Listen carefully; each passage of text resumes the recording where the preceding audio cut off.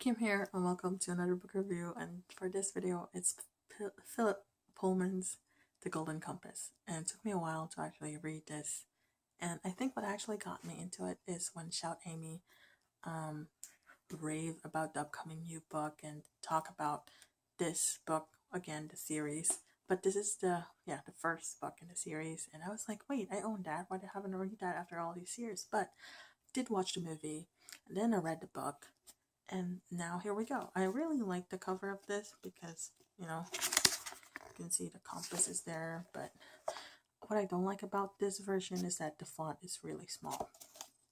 But still, a really nice book. This made it to my top 5 or top pick for last year because I read this last year. I feel like it's better to watch the movie first and then read the book because it just provides you more insight. And I feel like there are some terms here you'd be like, what? Like, but overall, this is a really nice, great adventure. And I feel like Lyra, that's the name. Yeah, Lyra is actually like one of those kids who's always like craving for adventure and trouble and very mischievous. But yeah, I feel like as a kid, when I was a kid, I always craved for that kind of adventure and play. I used to play with a lot of kids in my neighborhood growing up, and I just feel like Lyra is kind of me, but I try not to get in trouble or not get caught or whatever. But yeah, this is a really nice insight about our soul, and I feel like if there is really a parallel universe out there, which I think, there can't only be one.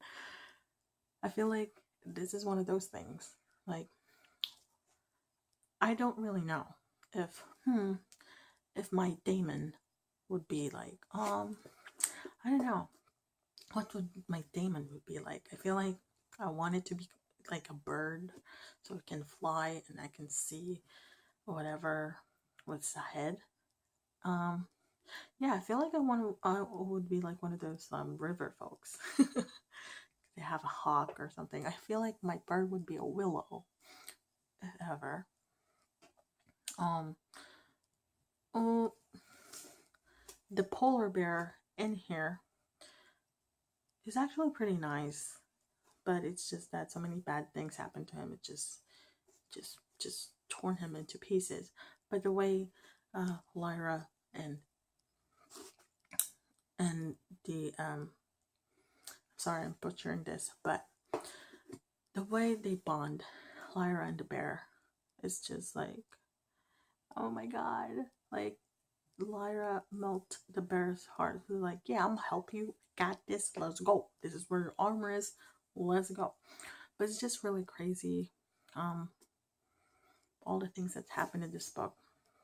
I feel like there's more adventure here versus the movie, because over here there's actually a cliffhanger. Like, wait, so what happens next? I have to go read the other book, and I'm just so excited. Like, did they really get into it? Like, what happened when they step in there? And it's just like, what?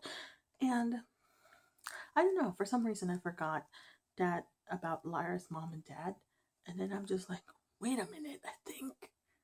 And then I was like, oh yeah. So as far as character development goes, there's a little bit here and there, but I just like how they bond with each other, and like how everyone is connected to someone, and it's just like, where are all the kids going? Wait, like, oh my god, get out of there. So this is a really nice, great book of adventure. Go read it, go get it.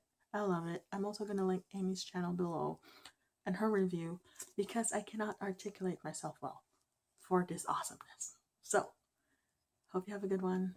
Don't forget to like, comment, and subscribe to see more Big Pot Face and my feels. Bye.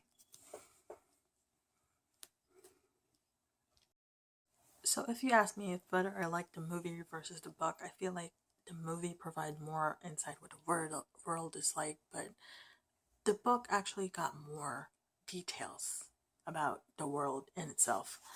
What else did I wrote here? Because I forgot. Oh yeah, I also want to see the aurora or the northern lights because I feel like it was so cool. Like even if I watch it or look at pictures or videos of it, I was like, wow, I want to see that. What else I wrote here? Yeah. You know how grown ups are like to try to protect the kids and don't go here whatever mischief blah blah blah, but I feel like if you're a kid you just want to try to understand everything and you're just very very curious, like wait, what is happening, why is this happening, why aren't you telling me this, so I feel like if ever I have to raise a tiny human, I would just tell her or him like, hey, this is what's up, and there you go. So it will just stop. If you do this, this will happen. If you did that, whatever. But it's just nice to experience the world your own and just go out there and see for yourself and take risks, take the leap, just go for it. Just try to be careful from time to time because in life there's no pause. In life there's no respawn. In real life there's no save point. It's just if you're screwed, it's game over and you're dead. So just um, just be careful out there and try to filter everything that's happening in your life and um, take out the good, take out the bad stuff, and take and pick all the good stuff you want to instill in yourself, the right values, the goodness in life, and just try to cancel out all the toxicity you see out there in the world. Okay, this is getting deep, but I hope you get what I mean.